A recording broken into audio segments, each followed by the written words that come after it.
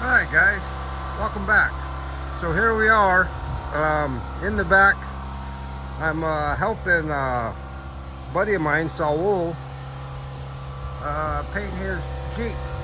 And he wanted to learn how to do it, so he's learning how to primer, sand, prep, grind all the paint off, all the steps you need to know before you actually apply the paint. And this is the first time he's actually using a spray gun. And him and his helper there, Turkey, they got the frame stripped down under primer. Got the fenders and doors and the body all under primer. Thought I'd just show it with you guys since I need some reference. Hold on a sec.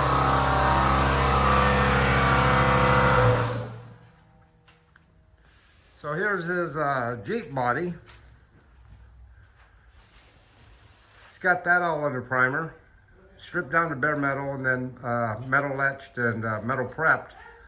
And now a few coats of 2K primer on it. But I just thought I'd open it up with that there. Maybe we'll go into the model car room and I'll show you a couple things I've been working on. There's Tommy Moore's rear seat covers that are going to go on his 51 Chop Top Merc. Okay. And maybe to finish off this morning, Saturday, with some coffee, maybe we'll do a magazine. So give me a second and I'll be right back with you. All right guys, so now we're in the model car room, and I was looking for a magazine to share with you this morning. And I thought, you know what, since I showed you my buddy Saul outside working on his Jeep, and I'm teaching him how to do you know, basic body work and priming and basic paint. It reminded me of, well, when I seen this book, it reminded me of when I was learning how to do it. And this is a book I bought when I was like 11 years old, right around 71. And anything back then that had to do with body and paint, custom cars or whatever, I was all about it. There's a Gene Winfield car. Well, I think that might be, I was going to say that might be Winfield right there. But anyways, so it reminded me, you know, when I was, took an interest in doing body and paint, and I would pick up these magazines. This really is more of a book, but yeah, anything that had cars or how to do body work, how to do painting, I was all about that. And so I saw this as a little kid. I picked it up, and you know, I didn't do much reading. I looked at a lot of pictures. In about 1978, a girl that I was dating from high school, she bought me this one, Creative Customizing.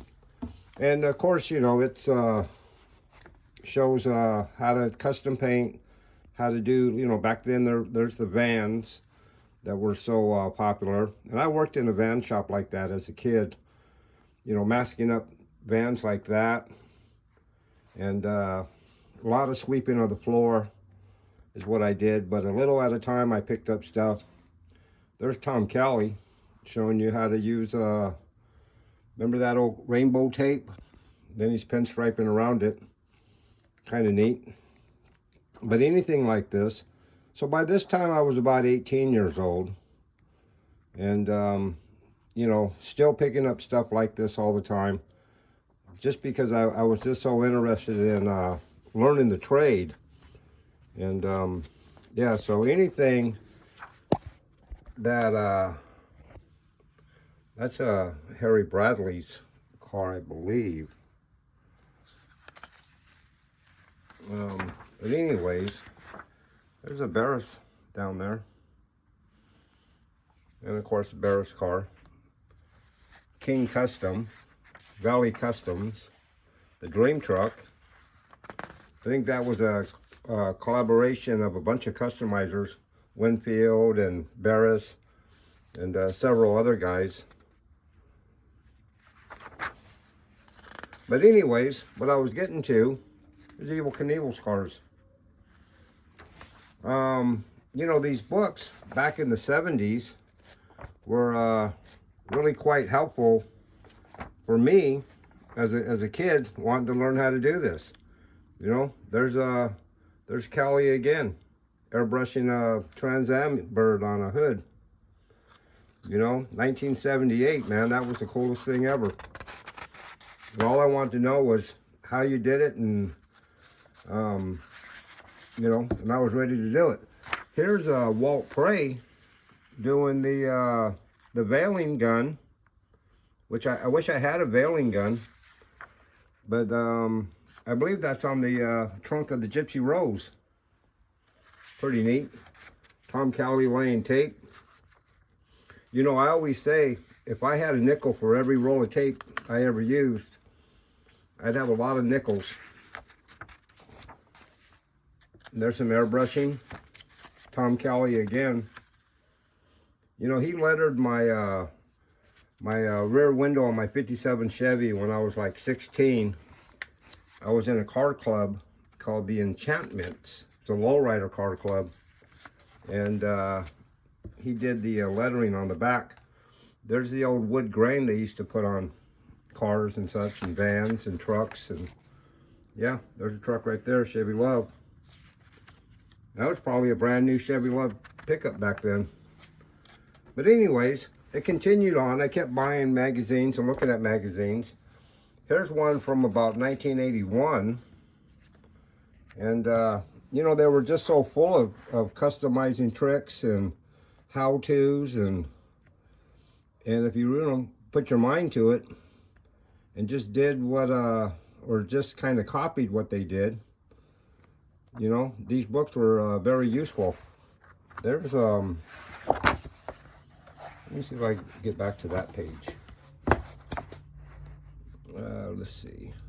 I thought I just saw some veiling again. Oh well, I don't think I'm going to be able to find it. But yeah, just really useful stuff, man. Especially if you're into custom painting.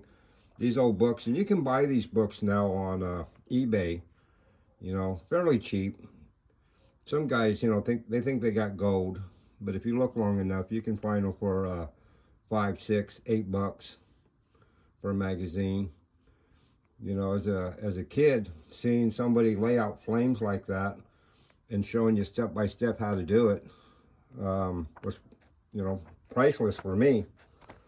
But anyways. And then about 1983, I went to work for this guy, and he's on the cover of this magazine, Custom Painting.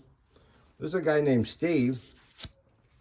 And right after this picture was taken, I went to work for him too for several years.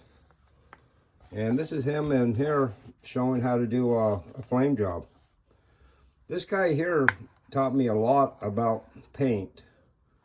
And how I approach paint, the steps in doing patterns and fades, and just laying tape in general. You know, he's passed away now, but he was a really, really good painter. He was probably the best painter I knew, you know, and I knew Walt Prey and Bill Carter and those types of guys, and I put him right up there with them. He's a hell of a painter. But anyways, like I said, you know, showing you Saul outside working on his Jeep, kind of, and then running across these custom paint books, which, you know, I've got a stack of them there because I still collect them. I don't really follow the how-tos or anything like that. I just like to look on how other people do it. I'm pretty set in my own ways. I do what I know how to do. Stuff like this, and it all came from reading these magazines as a little kid, you know, all through my teen years, starting off with that one there that is so old the cover's gone, and you know, year after year I'd pick these magazines up, and dream about being a custom car painter, there's Barris there, doing a grill trick. But anyways, all right, guys, I just thought I'd share that with you this morning, Saturday morning. I'm going to go out to the flea market, see if I can't find something neat to pick up. And you guys have a really good day, and I'll see you on the next one. Thanks.